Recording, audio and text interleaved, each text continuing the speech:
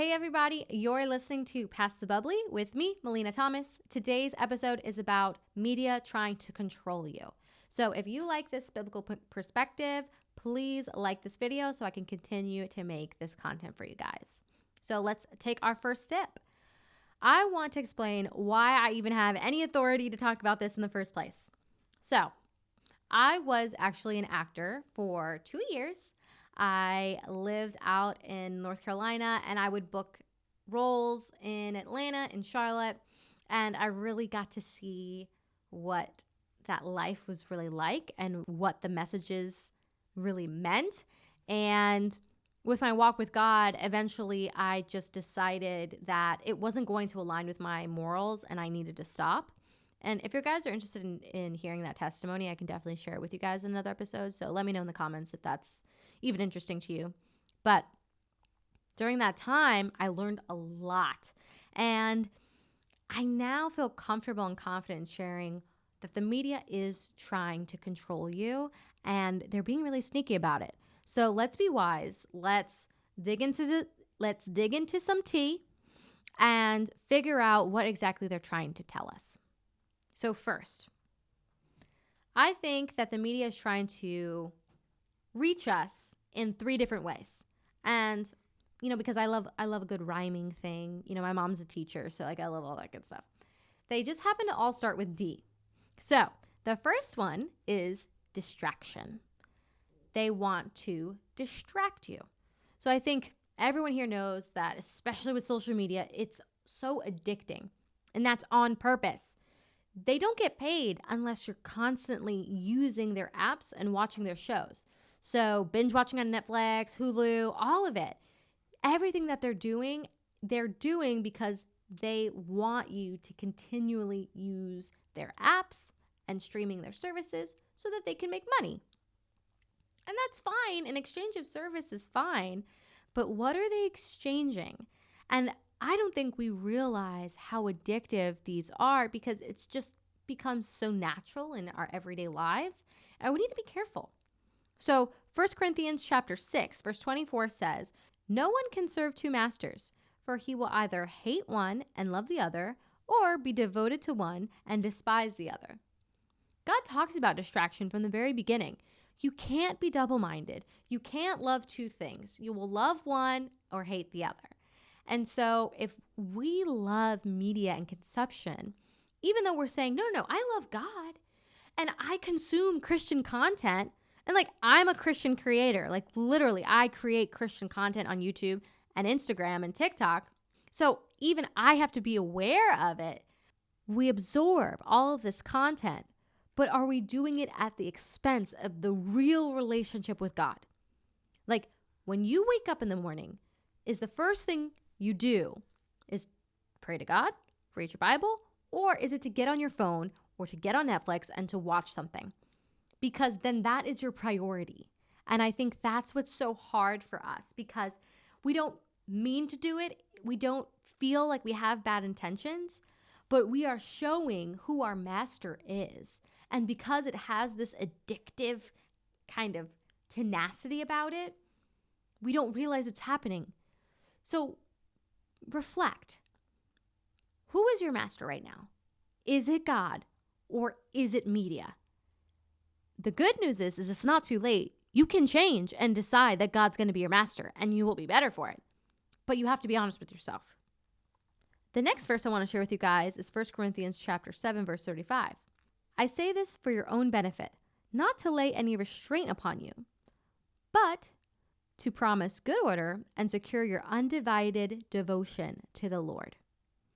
God wants your undivided devotion.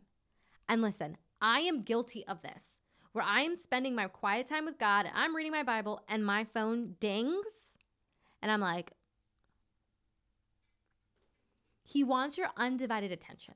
So put the phone in the other room. I'm saying this to myself. Put the phone in the other room when you have your quiet time with God, because He needs to be the only one you're thinking about, especially in your morning, especially during quiet time. So the first D is distraction. The second D, which is very hard for me to say, so don't make fun of me, but I'm going to say it. Desensitization. I didn't realize this, until I heard a story about an Amish man. We watch and consume so much media that is very violent, very graphic.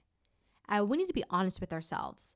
PG-13 nowadays is not the same PG-13 that it was 5 years ago. And it's definitely not the same PG-13 that it was 10 years ago. They have slowly pushed the envelope. Certain things are allowed.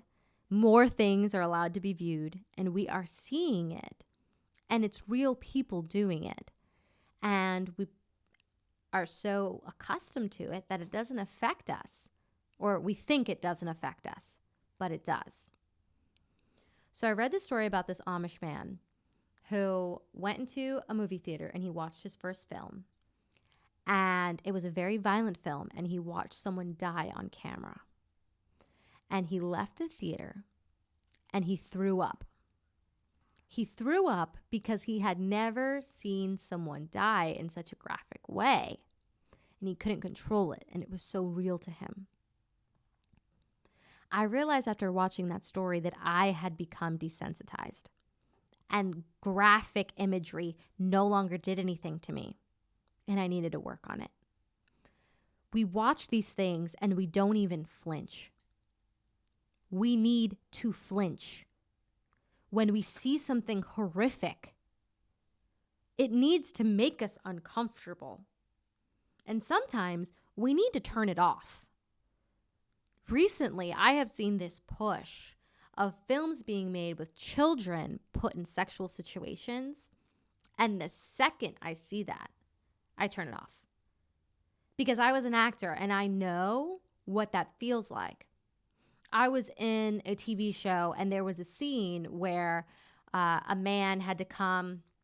He came up to me and we were flirting, but then he became aggressive and I tried to push him off of me and he pushed himself on me, and then the main character hit him over the head with a beer bottle and knocked him out, and we ran away. When I tell you, I had to do that scene 12 times, and it was my body being touched. It was his hands that were touching me. It was my feelings, right? And it was my words that were coming out of my mouth. So regardless of it all being fake, and I knew he really wasn't going to hurt me, my body felt the trauma. So when I sit there and I watch a child be put in a sexual situation, I know that it is their mouths that are saying those inappropriate things that they may have been saying for the first time ever. But now because it's in a script, they're saying it way sooner than they should have, or way sooner than anyone should have. They're experiencing being touched in ways that they've never been touched before. And it's all for fame. It's all for a dollar bill. Let's be honest. That's what we're chasing. We're chasing fame. So becoming desensitized to those things bothered me because I now had gone through it and I had realized the extent of the severity of the situation and the lie that I had believed where it's just a character. It's just a character. You're just playing a character. But I have those memories. My body was the one that was being touched. And I now have proof of that filmed forever in existence. And my children are going to see that one day. Hopefully not. We'll see. And it was my body. It was my body doing those things and experiencing those things. So when you see those uncomfortable situations and you see those actors and actresses being put in those uncomfortable situations, they're feeling all of it. It is real. It just says, they just say cut at the end of it. But that's why so many people and so many actors, after they deal with a very traumatic role, they have to go into therapy. Because the mind can't decipher between what's real and what's fake. They just feel everything that's going on.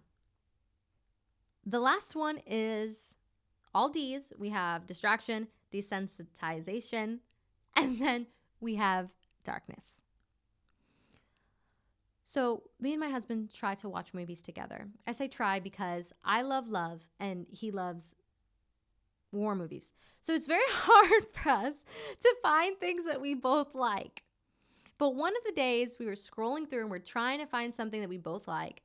And I literally was taken back and I was like, babe, I can't find a single movie that's not about sex, drugs, witchcraft, or evil.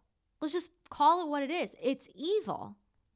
And we were looking at the titles of all the things we were being offered. We were like, I can't watch any of this. And that's for a reason. The powers that be that are over media right now, they're not of God.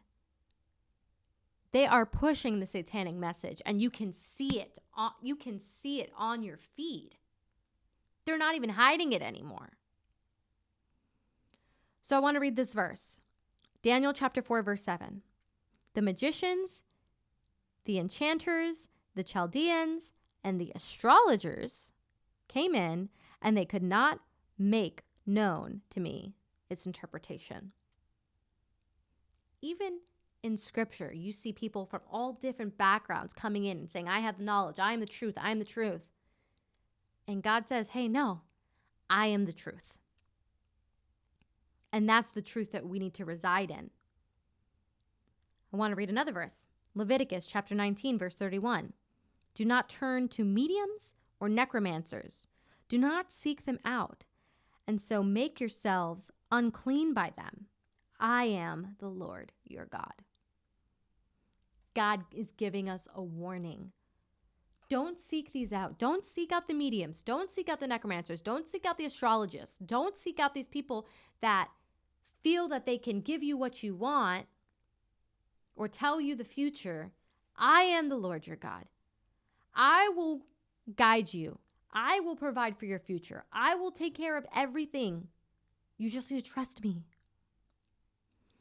And I want to tell you guys this. As an actor, I know how much effort and work they put into the scripts.